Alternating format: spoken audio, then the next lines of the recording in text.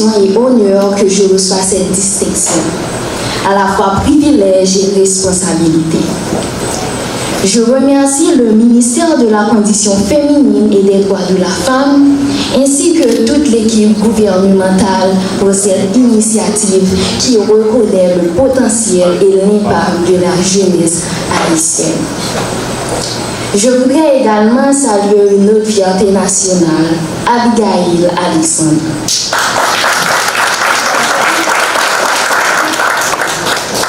Qui a brillamment représenté Haïti à un concours d'éloquence en France. Ton parcours nous inspire et il montre au monde entier que, malgré les difficultés, Haïti regorge de talent, de courage et d'intelligence.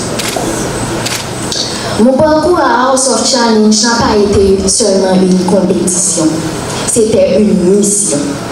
Une mission pour porter la voix de mon pays, Haïti.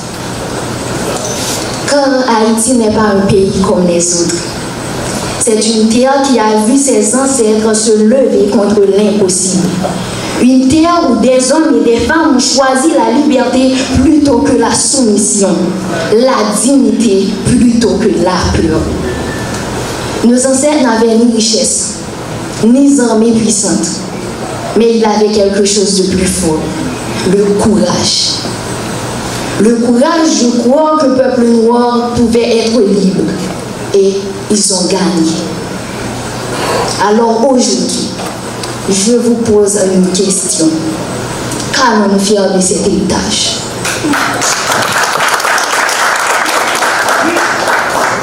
Allons-nous laisser la peur diriger nos rues? Allons-nous accepter que nos routes soient bloquées?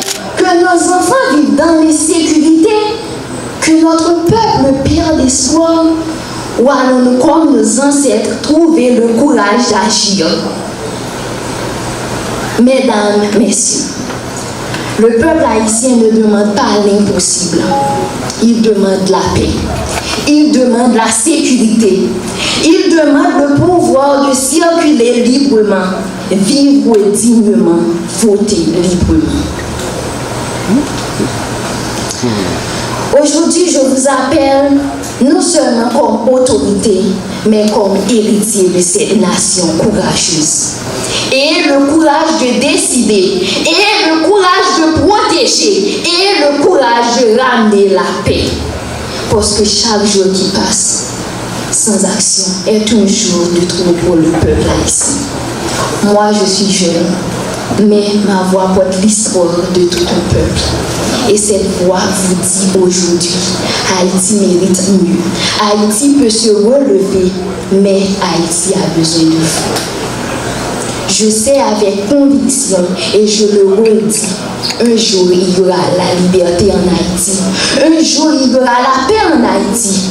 Un jour on vivra tranquille en Haïti. Un jour notre pays changera. Mais faisons en sorte que le sacrifice de nos ancêtres ne soit pas en vain. Faisons en sorte que la liberté qu'ils ont conquise devienne une réalité pour chaque Haïtien aujourd'hui. Je vous remercie.